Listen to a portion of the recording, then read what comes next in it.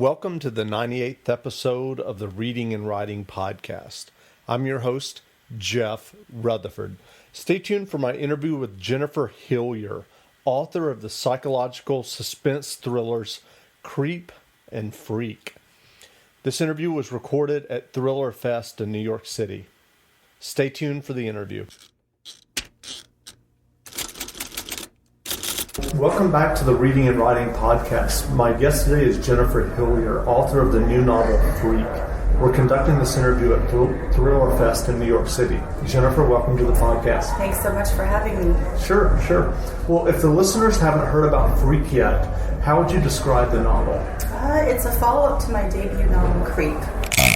And it follows a very sort of devious female villain who is now in prison for her crimes, and she's a celebrity. And there's all kinds of media attention surrounding her, and she still has more charges coming. And then it turns out she may know something about a new series of murders that are happening in Seattle, and she uses that as leverage. Great. Well, what drove you to write Freak in your first novel, Creep? Have you always wanted to be a writer? I think I always wanted to be a writer, but I didn't always know that I would ever be published. I've always been a fan of thrillers, and I'm a big fan of Jeffrey Weaver and Jonathan Kellerman and Greg Iles, but it wasn't until I moved to Seattle and found myself without a work permit, because I'm from Canada, that I had all this extra time and I started writing Creep. And I think it had something to do with the Northwest and the rain and the mist, and a lot of serial killers come from that area. That kind of inspired me to get into that genre, because before Creep I wrote a lot of horror, actually. Mm-hmm. So this was a little bit of a transition for me. And what was that process like writing Creep? It was ideal, actually. I had all this free time, and I had a nice room in the house to work where I was uninterrupted, and so every writer, I think, wants that experience where you're just really motivated and the story really just poured out. With Freak, completely the opposite.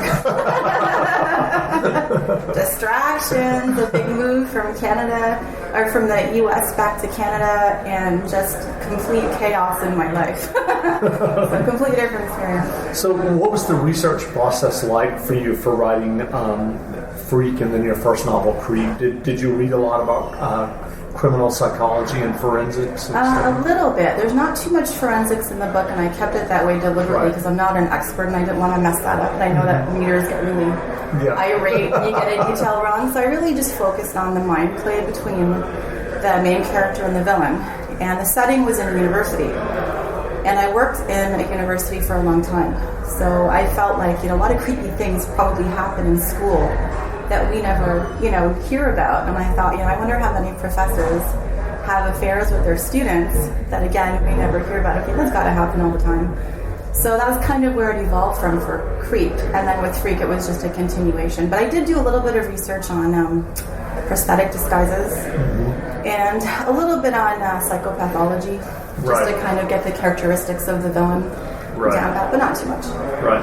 And what's the writing process like for you? Do you do a lot of outlining, or are you more organic writer? I'm an organic writer, and it kicks my butt every time because I think I do need to outline, but I love being surprised what happens with the story.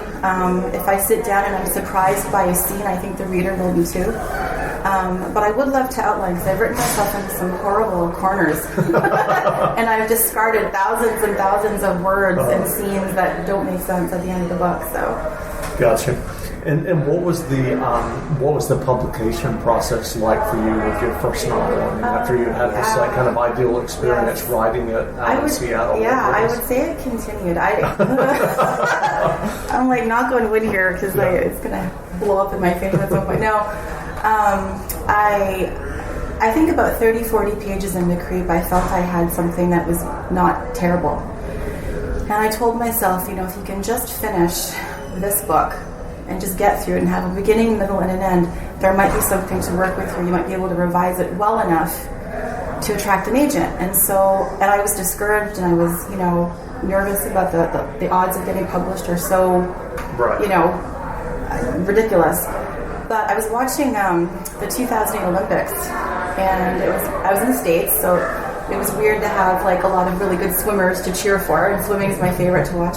And so there's Michael Phelps, right, going for the 8 gold medals, and all the pressure and the media attention, and he's winning every single event. And I'm thinking, if Michael Phelps can win gold medals and do 8 of these, I can finish this draft. Like, come on, right? So I sat down, I pushed, I got it done. Then I revised it. Then I came to my first Thriller Fest, and that's when I got a feel of what the publication process would be like. And I just started making a list, and I started querying agents, and I got about 50 or so rejections. And then eventually one signed me, and then my book sold about 5 months later. Wow!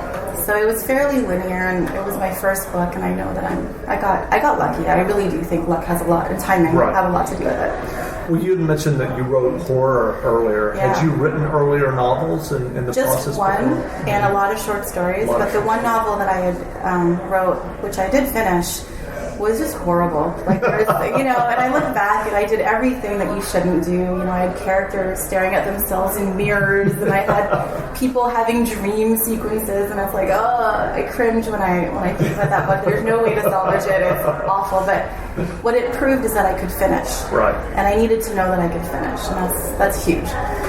Well, given your experience thus far, and now that you're published with 2 novels, what tips or advice would you offer aspiring writers who want to kind of do the same thing and have their novels published? I think my biggest piece of advice is just don't give up. I had a writing instructor in 2009 when I was writing Creep, and I'd workshop portions of it with the class, and the one thing that she had said was, a lot of people give up. They get discouraged and they stop writing, and she's like, in my experience, the one who gets published is the one who persevered. Right. And so that's my biggest piece of advice, is just keep working at it. It may take you longer, but you'll get there if you want it bad enough, I think. Yeah. So what books, either fiction or nonfiction, have you read lately that kind of made a big impression on you? I'm looking forward to reading Chelsea Keene's new novel. I'm a huge fan of hers because she's got the really strong female villain, and her books are set in the Northwest. And so when I read the first book of hers, Heartsick, I just thought, there's something about this that's different than all the rest of the books that I've been reading. And so I've read a lot of her books. I read a lot of Jeff Lindsay because I'm a big fan of Dexter. And I love how the show and the book are deviating from each other now in the series. That's cool. And like I said, I'm a huge fan of Jeffrey Deaver. What am I reading right now? Oh, I'm reading a friend's book for a blurb right now. That's what I'm reading right now. So, what are you working on now? I've got an idea brewing for a 3rd novel, and I've been putting out a few pages a day, which is kind of less than my usual quota, but I don't have a feel for it yet. Mm-hmm. And since I don't outline, I really don't know where it's going to go. But I love this part of the process because it's just go and see what happens. See what the characters have to say to each other. See what happens around the corner. So we'll see. Hopefully there'll be another one out next summer. Great. Well, where can people find you online? I have a website. My official website is jenniferhillier.org. But I blog fairly regularly at jenniferhillier.ca, or you can also enter the serialkillerfiles.com, and that takes you right to the blog. Okay, great. Well, again, we've been speaking with Jennifer Hillier, author of the new thriller Freak. The book is available in bookstores now, so you should check it out. Jennifer, thanks for doing the interview. Thank you so much.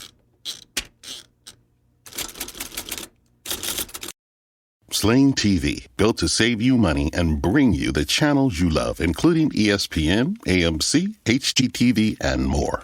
Watch your favorite comedies, dramas, suspense thrillers, news, sports, and more for just $35 a month. And your first month is only $10. Sign up now and start streaming right away on your TV, phone, and tablet. Take control of your TV solution with Sling. It makes TV flat out better. Go to sling.com to sign up now and get your first month for just $10. You wear a life jacket when you're out on the water and a bike helmet when you're out on the trail. Chances are you're a fan of added confidence. And so are we, especially when you're out on the road. That's why the 2022 Chevy Equinox comes standard with Chevy Safety Assist. 6 advanced safety features to help you stay safe. Find new confidence, find new roads. Chevrolet. Visit Chevy.com/safety to learn more about Chevy Safety Assist. Safety or driver assistance features are no substitute for the driver's responsibility to operate the vehicle in a safe manner. Read the vehicle's owner's manual for more important feature limitations and information.